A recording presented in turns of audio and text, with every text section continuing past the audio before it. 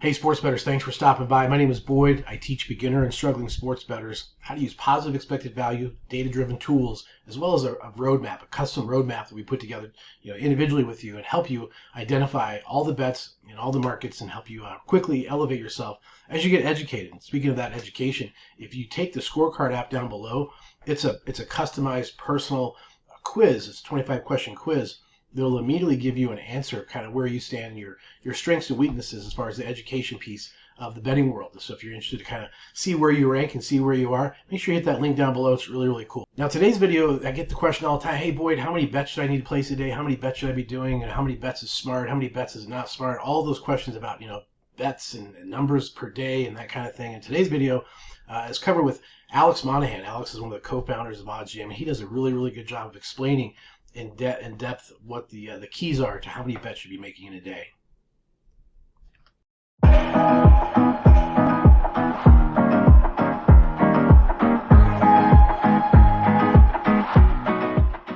Yo, what's up YouTube? In this video, we're going to be going through how many bets should you place per day. And this is a question I thought about a lot when I started sports betting, and the answer will become clear. It's a little mathematical, but we'll get into it. And long story short, should you be placing one play a day, one bet a day, and just try to zone in on the best possible one? Or should you spread it out more and place, let's say, 10, 20 plays a day? So as a baseline, in January, I placed roughly 20 bets per day, which may seem like a lot, but again, I'm gonna run you through why it doesn't really matter how many bets you're placing per day. It matters if you're actually a good sports bettor, right? It matters if you have an edge. If you're not a good sports bettor and you're not profitable and you're not gonna win long term, doesn't really matter if you're placing one bet a day, 5 bets a day, or 10 bets a day. What really matters, the hard part in sports betting, is getting an edge so you can win long term, right? If you think about a poker player, the best poker player in the world may sit down at a table and their first hand, they may get dealt 2-7 and lose that hand. That doesn't mean they say, I'm calling it a day and leave, right? They continue playing because they know they have an edge and they're gonna win, they're gonna make money playing poker long term. So long story short, the number of bets that you should be placing per day, it kind of depends on how many good opportunities there are, how many good betting opportunities are there, right? If, let's say it's MLB season, it's the middle of the summer, there's not a lot of games going on, you may only have a few bets. Whereas during NBA, NFL, MLB season, when all the major sports are going on, you may have 20 bets on. But regardless, let's get into the math. Let's go through it. So I really want to stress this point. When I started gambling, I thought about things like, oh, how many bets should I be placing per day? When honestly, it doesn't really matter. All of my time, initially, I wish I did this in hindsight, should have gone into learning strategies that the pros use, that the sharps use to make money and beat the sports books long term, like arbitrage and like positive EV. Because if you don't have an edge, it doesn't matter. It doesn't matter if you place 2 bets a day or 30 bets a day. If you don't have an advantage over the sports book, you're not gonna make money long term, and no amount of bets is gonna fix that, right? Like if you asked me, hey, do you want to play in a poker tournament against Phil Ivey? The answer would be no. I'd want to play 0 hands. I know I'm not a better poker player than Phil Ivey, who's the best player in the world, so I don't want to play any hands. Put me as 0, right? The most important thing when you're starting to bet on sports is learning the strategies that actually help you win long term.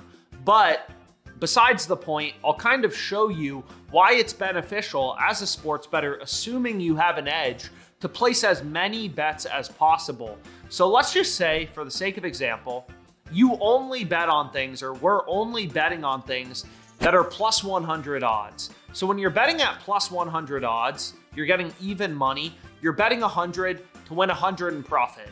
So basically, you need to win 50% of your wagers to break even, right? So let's say we place 100 bets with an $100 unit size, and we go 50 and 50.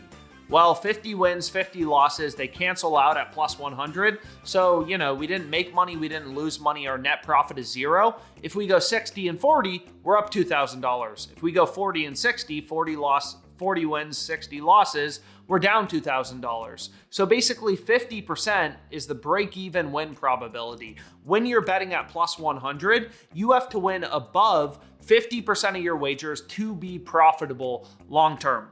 So let's just say, again, this is a big assumption, When I started sports betting, it was a big assumption for me because the hardest part when you're gambling is learning how to get an edge.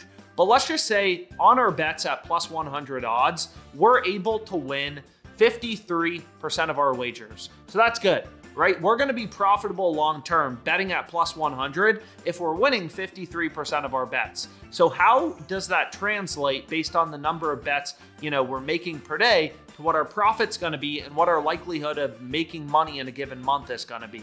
So the way that I think about my sports betting, and I know it sounds a little crazy, but I do think everyone should think about their sports betting in this way, is comparing your gambling to a weighted coin, right? So let's say there's a coin that's 53% to show up on heads, right? If I go to my friend and I say, hey, let's flip this for $100, I'd obviously want to pick heads. That would be the sharp bet, right? The coin is weighted to show up on heads, so I'd want to take heads. Of course, that coin's only 53% to show up on heads, so my friend may win money. He'll win money 47% of the time. But that's only one coin flip. If you flip that coin 10,000, 100,000 times, the sample size is so big, it's going to show up on heads more often and you're going to make money. And it's the same thing in sports betting. If you have an edge, you want your sample size to be as big as possible. So let's say, as a very similar comparison, you're betting at plus 100 odds, betting 100 to win 100, just like flipping a coin with a friend for $100 heads versus tails, but we're winning our plays 53% of the time. If we only place one bet a month, we're going to be 53% to be up money, 47% to be down money. But let's say you place 10 bets in a month. Now, looking at a binomial calculator, which you can kind of look at to look at probability and the probability you win a certain amount of plays, if you place 10 bets in a month, you're going to be 69% to be break even or up money. So the probability that you break even or make money, so you're profitable, betting at plus 100 odds with a 53% win rate, placing 10 bets in a month, is going to be 69%. Now, if you expand that, let's say you place 2,000 bets in a month at plus 100 odds, winning 53% of your plays, you're going to be over 99% to make money. So the point is, if you have an edge, it doesn't have to be plus 100 odds, plus 200, minus 200, whatever. The point is, if you have an edge, you're going to make money long term, and you want your sample size to be as big as possible, right? If I give someone a weighted coin and they flip that coin 10 times and they track the heads versus tails, they're never going to know, right? It's too small of a sample size. But if they flip that coin 10,000, 100,000 times, it's going to become obvious, hey, this coin is weighted to show up on heads. And it's the same thing in sports betting, right? You want your sample size to be big. That's why the best poker players, they always want to be playing, right? They know they have an edge. They know they're going to win long term. They're going to have losing days, maybe even losing months, but they know the more hands they play because they're better than everyone else. They know poker better, the strategy. They know they're going to win long term. And it's the same thing in sports betting, right? If you have an edge, you want to place as many bets as possible. Volume is important. And that's very contradictory to what you see on social media where people say, hey, like here's the 5 best NBA bets in a day, right? If there's 30 good NBA bets in a day, you should want to place them all. Everything revolves around finding an edge. If a bet has an edge, you should want to be on it. And of course, you should use proper bankroll management, stuff like that. But the point is, if a play has an edge, you want to lock it in and you want to get in as many plays with an edge as possible in a given month because that increases your likelihood of being profitable. So I'm aware there wasn't a clear-cut answer in this video as to how many bets should you be placing every single day. But the point is, and it's really important and I truly believe it, is number one, it depends. Do you have an edge or do you not have an edge? If you don't have an edge, you should be placing 0 bets a day and learning how to get an edge first things first. And if you do have an edge, you want to place as many bets as possible. The bigger your sample size gets, the more likely that you actually realize your edge and are profitable in a given day or in a given month. And I really relate this back to trading. So I started my career, I was a trader, right? And when I worked in trading, there were days where it was very slow. I'd only make a couple of trades, right? Not much was happening. I was sat at my desk at the bank all day. I didn't really do anything because there wasn't a lot of activity. There wasn't a lot of trades with an edge.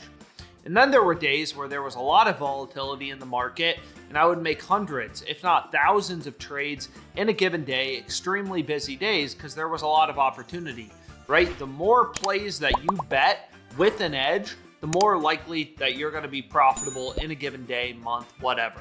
So anyways, I hope you enjoyed this video. As always, thanks so much for tuning in. If you're not, subscribe to the channel, like, comment any questions. Thanks so much for your time.